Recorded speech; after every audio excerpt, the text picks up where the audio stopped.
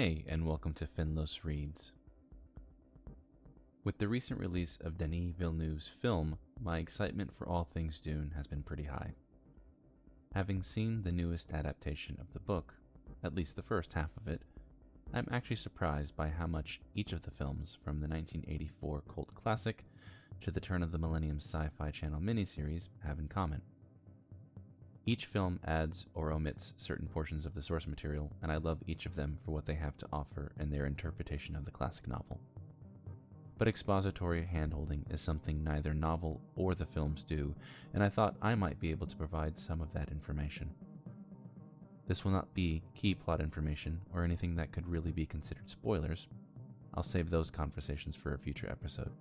Rather, in this edition, I will focus on some of the background details, cultural references, and historical contexts that are briefly mentioned in the book and mostly ignored in the films. For purposes of this discussion, I'll be referring to the Villeneuve film and information found in the original 6 Frank Herbert novels. A lot of this is motivated by my own love for the series and the opportunities it offers us to examine our own world through the lenses of leadership, conflict, religion, commerce, and ecology. In this first deep dive into Dune, I will offer some background information that will help newcomers to the series and film have a more complete understanding of the world created by Herbert. In future episodes, I plan to talk about the evolution of Paul Atreides and why he is such an interesting character study in hero worship, the through lines of what in subsequent novels becomes the Golden Path, and finally, narrative shortcomings and areas of concern in the realms of gender, sexuality, and appropriation. I hope you enjoy this series of conversations about the world of Dune. One challenge to Dune, whether we're talking about reading the book or adapting it for film, is the fact that Frank Herbert begins it in medias res, or in the middle of things. From a writing perspective, this creates a sense of immediacy, of things taking place in the moment, rather than having to have them described or laid out in great detail. Of course, to a reader new to the series, this could be off-putting or even overwhelming, which may have been Herbert's intent, as what it forces us to do as audience members is find something secure to latch onto. And for most of us, that's going to be Paul Atreides, whose journey we're about to embark upon. One of the most interesting qualities of Dune is that the people are all descendants of peoples from old Earth, which is why vestiges of cultures and languages still exist. Many of these residual traits have become blended and intermixed. The most obvious example of this is the spiritual philosophy of the Fremen, which is Zen Sunni, a hybrid of Zen Buddhism and Sunni Islam. But Herbert does this with many aspects of the cultures of Dune, especially the languages. Gallic, the imperial standard language, is a blending of many languages of Old Earth. The Atreides and Fremen use variations of Chakopsa, which is derived from Caucasian or Circassic cultures and is still spoken in some regions of Russia.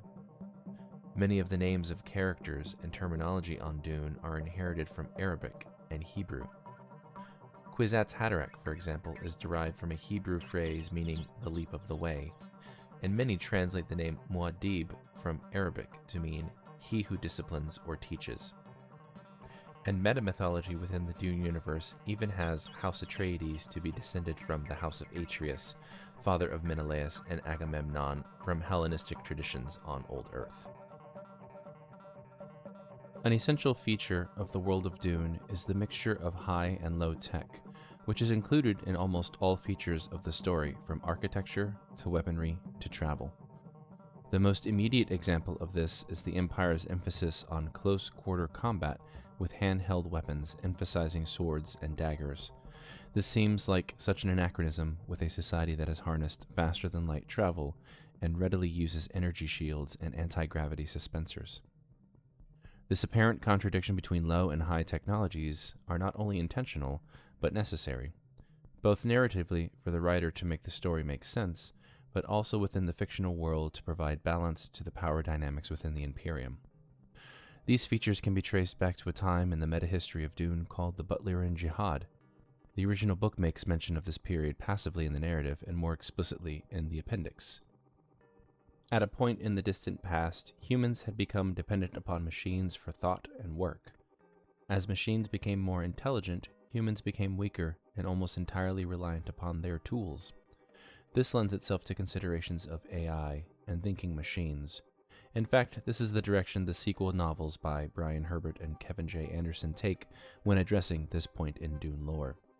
Suffice to say that humans awoke from this lull in development, rejected intelligent machines, and focused educational, political, and philosophical pursuits towards the betterment of humanity as a species with independent agency. "Thou shalt not make a machine in the likeness of a human mind" became an essential governing principle. Independent agency, a simple premise with resounding implications, becomes the guiding theme of Frank Herbert's original sequels, which will be addressed in a future episode. For Dune, however, this history is essential, as it is during this early period that the great schools were formed, as well as the Great Convention, which was the set of binding rules that governed intra-empire and inter-house politics. At the heart of this was the rule barring the creation of advanced technology that in any way functioned similarly to or could replace a human in either thought or action. The greatest technology present in the novel is the Holtzman effect, which is created by Holtzman generators. This one technology is essential to the Imperium, as it is at the heart of every guild highliner and allows for faster-than-light travel.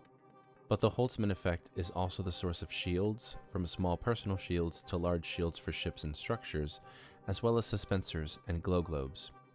As powerful as this technology is, it still falls within the rules that bar thinking machines. While a Holtzman generator may make instantaneous interstellar travel possible, it requires the guidance of a guild navigator to make the journey safe. This is a good example of the balances that exist in the world of Dune. It was the development of Holtzman fields and shielding that caused the rise of close-quarter combat, because the shields only permit slow-moving objects to penetrate them. One might try to use a laser gun, but that would cause an atomic reaction with the Holtzman field. One might use atomic weaponry, but that would result in expulsion from the Empire. Thus, along with bladed martial weapons, old-fashioned forms of combat and statecraft are utilized, such as poisons or even individual duels to settle larger conflicts. And these forces of balance were also codified in the Great Convention, which held the protection of human life as essential and demanded that any conflicts be dealt with minimal casualties and under the authority of the Emperor. Along with limiting technology, the Butlerian Jihad also yielded the great schools of the Empire, mainly the Bene Gesserit Sisterhood, the Spacing Guild, and the Order of Mentats. Of these, the Spacing Guild is the easiest to grasp, as it is their study of advanced mathematics combined with their massive consumption of melange that allows a guild navigator to be the brain of the Holtzman generator and plot a safe course through faster-than-light space. Without the guild, there would be no safe travel between the many hundreds of populated worlds within the Imperium. The guild controls communication, transportation, and most importantly, delivery of each house's ration of the spice from Arrakis. The inner workings of the guild are not fully extrapolated within the original books, but their basic structure places navigators as the highest-ranking members. Navigators are described as humans who have consumed such massive quantities of spice that they have mutated, or perhaps evolved, to be beings who must exist in chambers of spice gas with controlled gravity, since so much of their lives are spent in spice trance, utilizing their limited access to prescience or future sight to navigate their routes between the stars. There are, however, countless servants and emissaries of the guild conducting business on their behalf throughout the Empire. The Bene Gesserit Sisterhood is a matriarchal faction which trains girls, both from its own breeding members and from recruited families in the Imperium. Sisters of the Bene Gesserit are extremely loyal and secretive, and thus outsiders often see their skills and ubiquity and call them witches. In truth, the Bene Gesserit training regime is multifaceted, including prana bindu, or nerve and muscle skills, as well as socio-political philosophical education that make even the lowest-ranking initiate fierce fighters and competent advisors. Every corporation, major house, and even the Emperor himself requests access to the Bene Gesserit for their skills as negotiators and truth-sayers. The reality, however, is that their training makes every Bene Gesserit acolyte more powerful than most, with extreme sensitivity to human behaviors, blinding reaction times, and bodily control that borders on superhuman. One insight into this control is given in the opening of the novel when we learn that Jessica gives birth to a son, Paul, by choice, implying that she could have chosen to allow herself to be impregnated by a sperm that would have yielded a female child. This bodily control is an important skill that is developed further later in the novel, and surely to be seen in Dune Part 2 when it releases. This question of parentage and offspring also highlights the Sisterhood's paramount goal, which is its breeding program and its end with the Kwisatz Haderach. A mentat, or adherent to the Order of Mentats, is a person who has been specially trained to collect and process vast amounts of data in order to make predictions. It is easy to think of a mentat as a human functioning as a computer, as it performs many of the tasks we might ascribe to those machines, such as computation and statistical analyses. However, a mentat is more than a simple computer, as in addition to data analysis, they can overlay that information with human elements, including personalities, behaviors, and personal experience, which grants levels of nuance beyond anything a machine could produce. Mentats, similar to Bene Gesserit adepts, are placed in key positions as advisors to the most powerful players across the Imperium.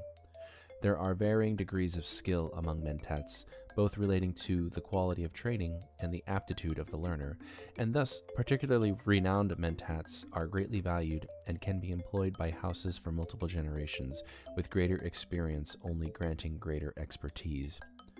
Mentat training requires mental conditioning to the identified trainee from a very young age, and that conditioning exists within a specific ethical framework so that advisements and predictions are given that adhere to the Great Convention and laws of the Empire.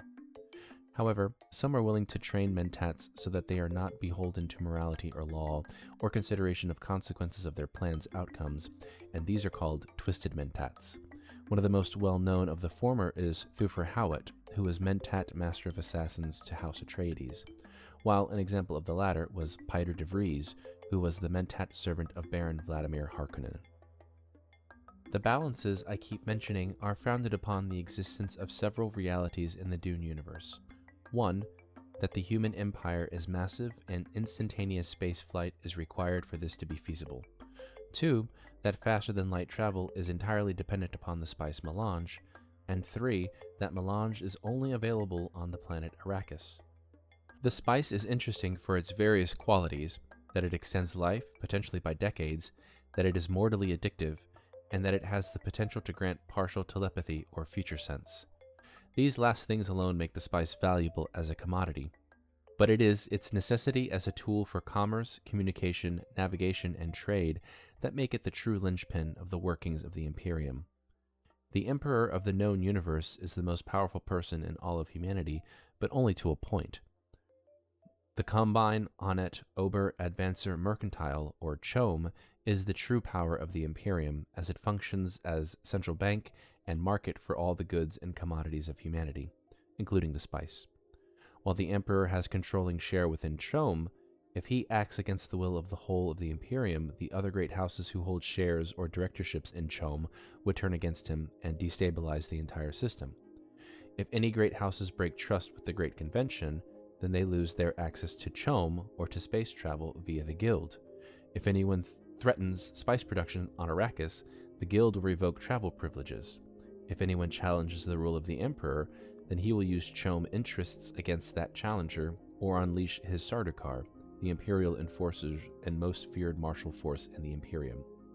If the Emperor wishes to use his wealth or military power against other houses, he must first go through the Guild for travel or CHOAM for financing the pursuit.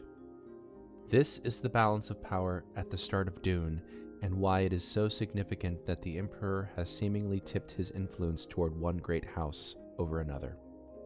Of these houses, the three most pertinent in Dune are Carino, that of the Emperor, Atreides, and Harkonnen.